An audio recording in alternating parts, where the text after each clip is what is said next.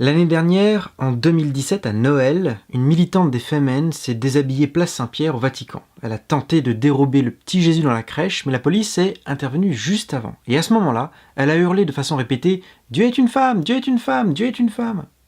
Certaines féministes sont convaincues que les religions sont patriarcales parce que Dieu serait un mâle, un homme. Et alors il suffirait de le remplacer par une déesse, par une divinité féminine, pour régler le problème, tout simplement. Il faut avouer que les Femen sont très fortes en matière de communication, mais elles le sont beaucoup moins en matière de philosophie ou de théologie. Dieu ne peut pas être une femme, mais il ne peut pas non plus être un homme. Dieu est asexué, il n'a pas de sexe. C'est quoi un homme ou une femme ? On est un homme ou une femme selon son sexe. Si on produit des gamètes mâles, on est un homme. Si on produit des gamètes femelles, on est une femme. Et si on produit des gamètes, c'est en vue de la reproduction. Le fait d'être un homme ou une femme, ça n'est rien d'autre que cela. Même si parfois, bien entendu, on reconnaît un sexe au fait d'avoir une barbe ou au fait d'avoir une poitrine, mais ce ne sont là que des attributs secondaires. Et quant au fait d'avoir les cheveux courts ou de porter une robe, ce sont évidemment des faits culturels.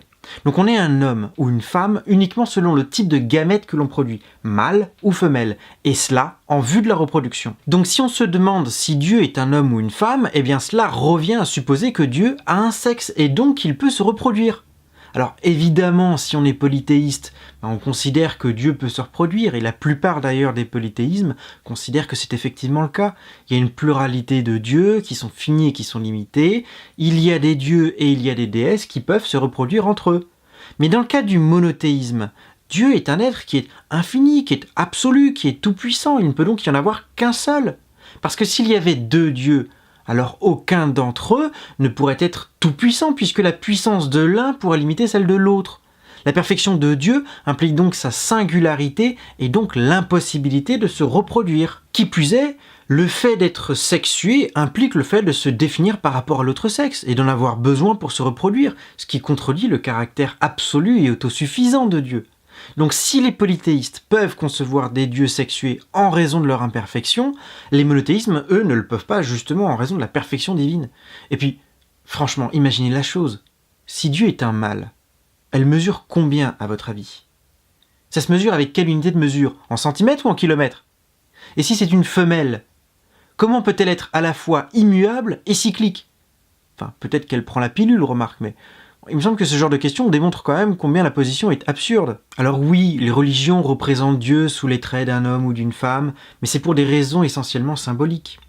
Vers la fin de la préhistoire, par exemple, les hommes se sont plutôt figurés des déesses parce que la femme symbolisait la fertilité. Ce sont les femmes qui enfantent. Et comme ils venaient de découvrir l'agriculture, la fertilité de la terre était évidemment pour eux un besoin essentiel et ils l'ont divinisé.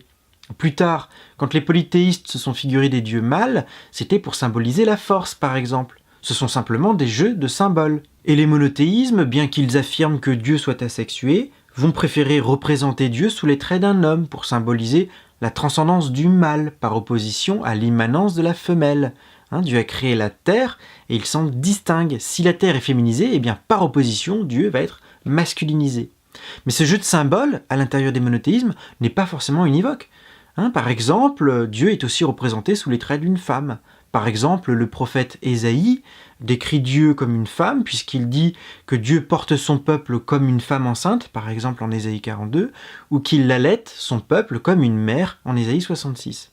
Mais dans tous les cas, cela reste un langage qui est symbolique dans les monothéismes. Donc Dieu n'est ni un homme, ni une femme, tout simplement parce que Dieu n'est pas sexué, et cela en raison même de sa perfection. Si les monothéismes décrivent Dieu comme un être sexué, c'est uniquement de façon symbolique. Si vous avez aimé cette émission, n'hésitez pas à la liker et à la partager. Abonnez-vous pour suivre les prochains épisodes. Si vous n'êtes pas d'accord avec moi et que vous pensez que Dieu est un homme, eh bien vous me direz dans les commentaires combien il mesure, je suis curieux, j'aimerais bien savoir.